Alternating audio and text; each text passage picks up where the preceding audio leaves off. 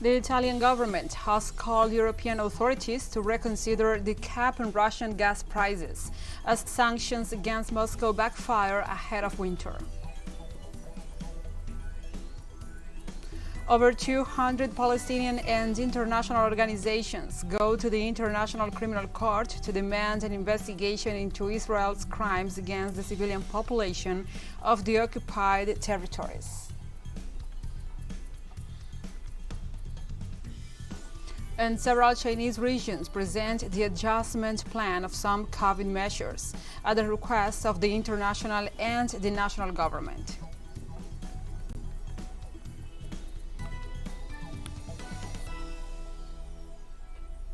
From the headquarters of TeleSUR English in Havana, Cuba, this is From the South.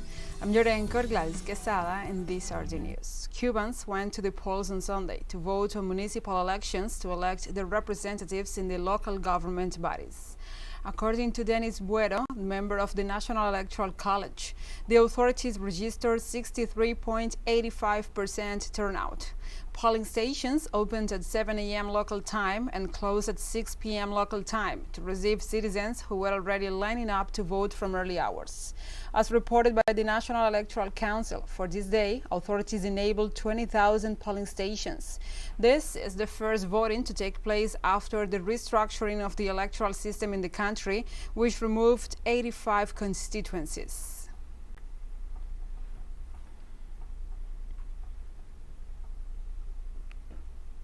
Cuban President Miguel Díaz-Canel Bermúdez emphasized the importance of this election as sound evidence that the island maintains political stability, according to his words.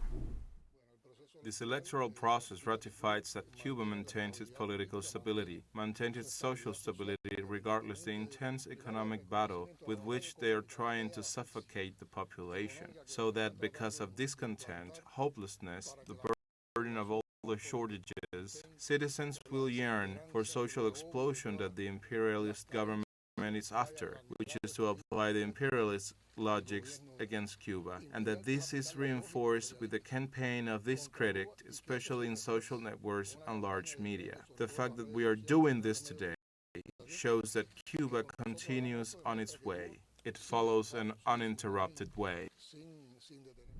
The Cuban president also recalled the responsibility of citizens in this electoral process to improve socialist democracy in Cuba. It is a civil responsibility because we are electing our representatives in the governmental bodies of the municipality, which is the main government structure we have in the country. This is very coherent with what we have been doing in recent years to improve socialist democracy within Commander-in-Chief's concept of popular power, and that we are increasingly articulating the mechanisms through which the people participate. Decisions are made on the basis of proposal, of the opinions, of popular debate. The government structures where the representatives of the people are, which are precisely the ones that we are electing today, address and approve the development programs based also on those priorities of the people. All that returns to the communities. The communities then participate, implementing what they themselves propose and have been approved by their representative bodies, and also participate in the popular control. Cuba's Minister of Foreign Affairs, Bruno Rodriguez, stressed the importance of these elections, saying they are a civic expression in favor of furthering popular power, which is the people's power. It is a moment of unity, of civic involvement, an instance of true participatory democracy, as it was recently the case with the referendum on the Family Code. It is also a timely election because it allows an expression in favor of furthering popular power, which is the power of the people in favor of the country's institutions, of the socialist state of law and social justice. Also, Cuba's Foreign Minister Bruno Rodriguez Parrilla made reference to the role of women playing everyday Cuban politics. The National Assembly of People's Power, which ends its mandate in the next few months, is, I believe, the second in the world with more women among its deputies. To me, that is an expression of the natural, normal promotion of women in our country. of the exercise of their rights, considering they are already the majority of the skilled labor force in the country. And in the Chancellery, in particular, in foreign affairs, women play a very important role. And in Mexico on Sunday, a demonstration called on by the President Andrés Manuel López Obrador got underway prior to him presenting the State of the Nation report. López Obrador said that the demonstration is not in response to the call made by the opposition 2 weeks ago for a march in favor of the National Electoral Institute, but a celebration of his movement, which has 70% approval. The march kicked off at around 9 a.m. to be followed by López Obrador's speech at the Zócalo Square. Thousands of people from different states of the country began arriving in Mexico City on Saturday afternoon to take part in this march.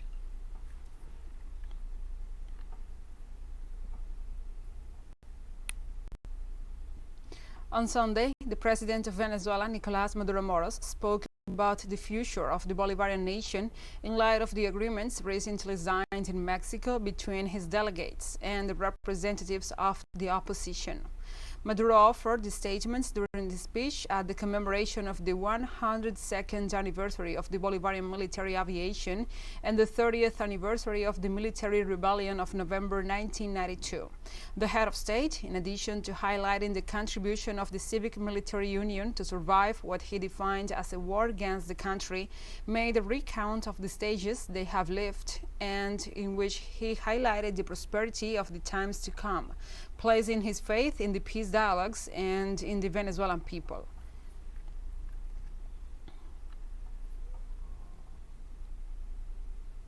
In Venezuela, a cultural initiative seeks to establish a new Guinness record on Sunday by registering the world's largest salsa rueda de casino in downtown Caracas. The leader of the event, Luis Llamo, assured local media that more than 2,000 dancers will be part of the staging. Llamo explained that the project Retomando el Son is dedicated to the study and promotion of this rhythm of Cuban origin, and the idea of the Guinness record aims to raise support to declare son as intangible cultural heritage of humanity by UNESCO. The institution's data register more than 10,000 Venezuelans are currently in training as dancers of this Caribbean rhythm.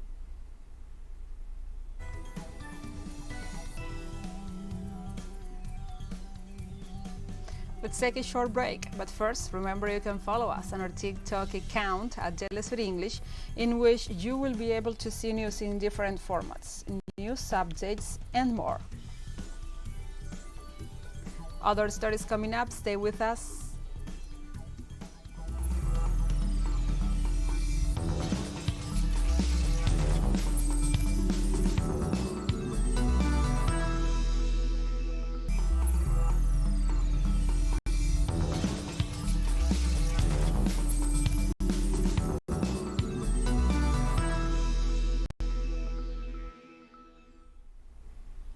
Welcome back to From the South.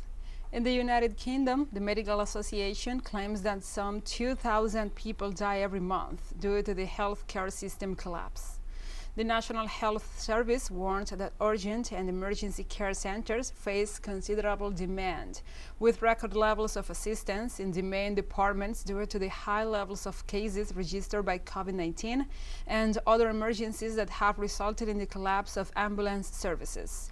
All of this amid difficulties in discharging thousands of patients.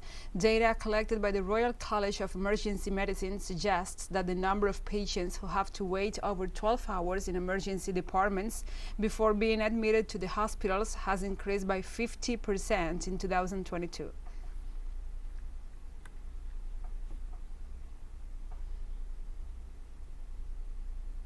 The Italian government has urged for the European proposal to cap Russian gas prices to be reconsidered, as sanctions against Moscow are draining the Western economies ahead of winter. Speaking to reporters, Italy's Environment and Energy Security Minister Gilberto Pichero Fratin said that instead of setting a specific price cap, they should be developing criteria to prevent excessive fluctuations in gas prices in Europe. That is, to develop an anti-speculation mechanism instead of an anti-market one. These statements are in tune with what was proposed by the European Commission on November 22nd regarding a cap price of €275 for gas futures. Russian President Vladimir Putin, commenting on the idea of restricting prices of Russian fuels, he said his country will not export gas if this were to contradict Russia's interests.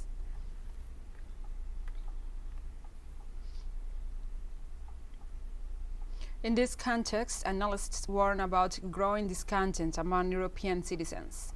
On the one hand, Western European powers are depleting their arms reserves for their support to Ukraine, and at the same time, they are experiencing production problems. European citizens are mostly upset by the unilateral sanctions that the EU has imposed on Moscow, which has provoked a spike in the prices of electricity, fuel, and food supplies.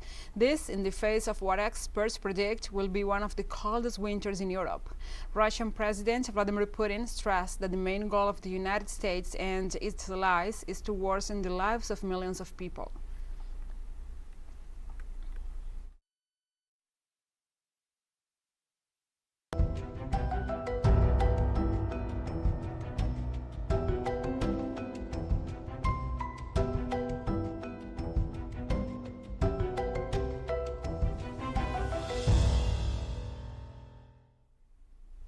Now we move on to other topics. In Italy, new numbers now reveal 7 fatalities and 5 injured people after landslides on the island of Ischia. After a meeting of the emergency cabinet, the Minister of Civil Protection, Nala Musumeci, announced the state of emergency, after which the government released €2 million for recovery actions.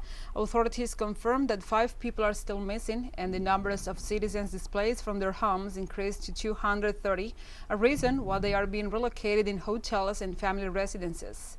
In this regard, at least 200 members of civil protection and more than 100 volunteers are carrying out search, rescue, and cleanup work in the affected areas.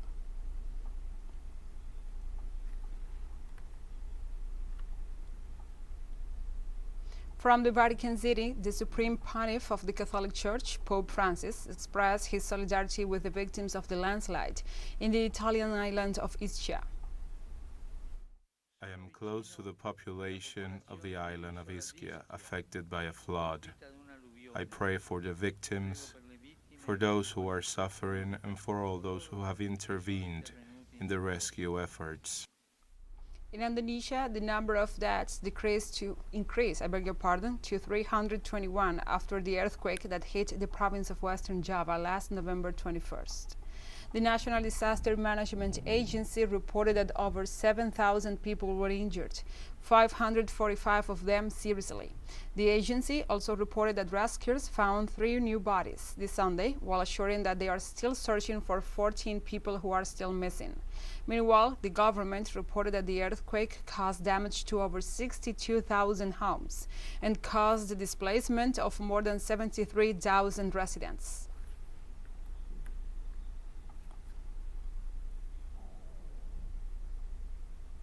And more than 200 Palestinians and international organizations have gone to the International Criminal Court to demand an investigation into Israel's crimes against the civilian population of the occupied territories. The request was made through a statement issued by the Palestinian Foreign Ministry. The plaintiffs asked prosecutor Karim Khan and International Court Assembly President Silvia Fernandez for a public condemnation of Israel. At the same time, they call on attention to the fact that in less than 2 months, the court has sent 40 investigators to Ukraine and has done anything similar regarding the situation in Palestine in decades. They have also recalled that in 2018, Palestine submitted an application to the International Criminal Court for a case on Israeli crimes. Therefore, they are requesting the prompt opening of an investigation.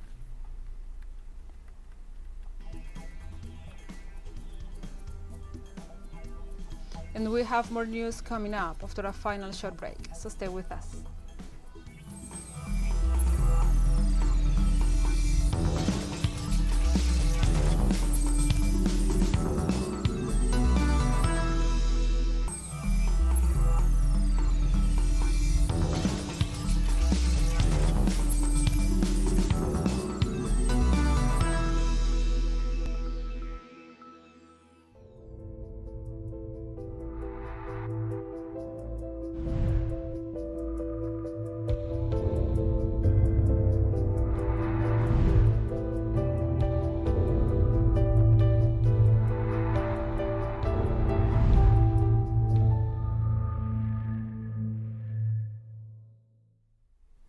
Welcome back to From the South. On Monday, several Chinese regions present the adjustment plan of some COVID-19 measures at the request of the national government. The government has requested that the fight against the disease should not be based on extreme measures that generate discomfort and uneasiness in the population. In response to these indications, the city of Zhengzhou, in the center of the country, clarified that the call to stay at home does not prohibit going out for medical emergencies, evacuations, or serious eventualities. In the south of the city of Guangzhou, PCR tests were suspended for all residents, and the eastern government of Hebei issued a list of 16 recommendations that should not be implemented in quarantined buildings.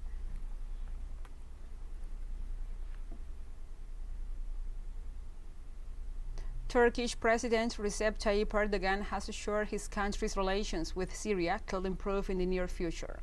Confirming a meeting with Egyptian President Abdel Fattah el-Sisi, mediated by the Emir of Qatar, the head of the state assured that there is no permanent rivalry in politics, while using the situation between Cairo and Ankara as an example of this. The same will continue at a ministerial level, although there will be more presidential meetings to end the differences. Turkey and Syria could return to normality, as in the words of the head of the state, there are those who seek to take advantage of the rift between the Gulf countries.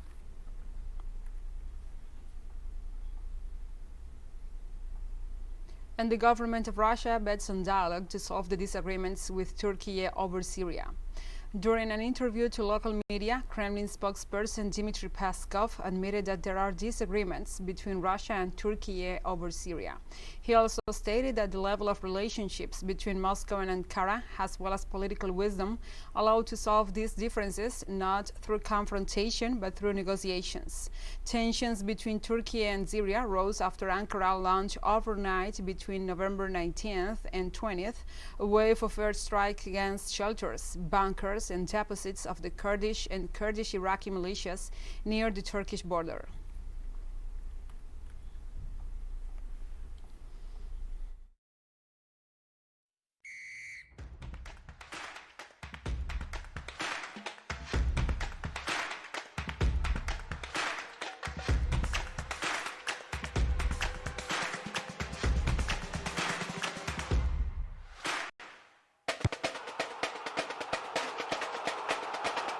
Let's go to Qatar 2022. Germany snatched a 1-1 draw with Spain in the Crunch World Cup Group E game on Sunday, when Niklas Füllkrug lashed home an 83rd minute equalizer. Alvaro Morata's deft touch from Jordi Alba's cross had put Spain ahead just after the hour mark before Füllkrug's goal allowed Germany to maintain hope of qualifying from a tight group. However, Germany's fate still is not in their own hands. The Mannschaft need to beat Costa Rica in their final group game and hope that Spain versus Japan does not end in a draw. If it does, then it will come down to goal differences between Germany and Japan. There were chances for both sides in the final 10 minutes, but neither could find the winning touch in an ultimately bittersweet result for Germany at the Al-Bayt Stadium.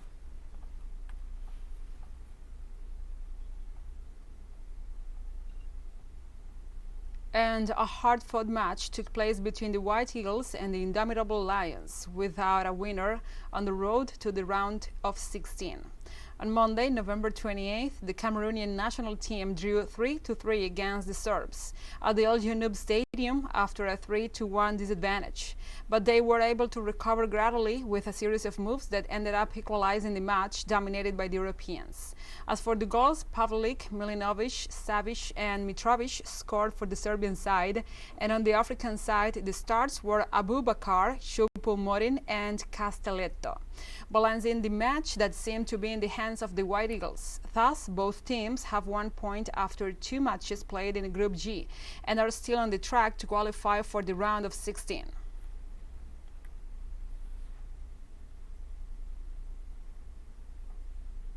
And just as the hearts of millions of fans live the emotions of the Qatar 2022 World Cup, TeleSUR joins this sporting event with From the Field, a show that brings news analysis, reviews, and more to our audience. Don't miss it. Our show airs 1 p.m. local time in Caracas and 12 p.m. New York. Remember, From the Field only on TeleSUR.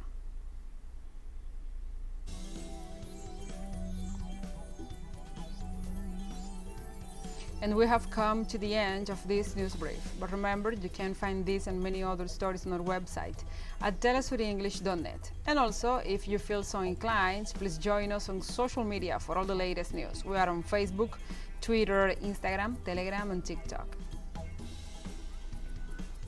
For TeleSUR English, I'm Gladys Quesada. Thank you for watching.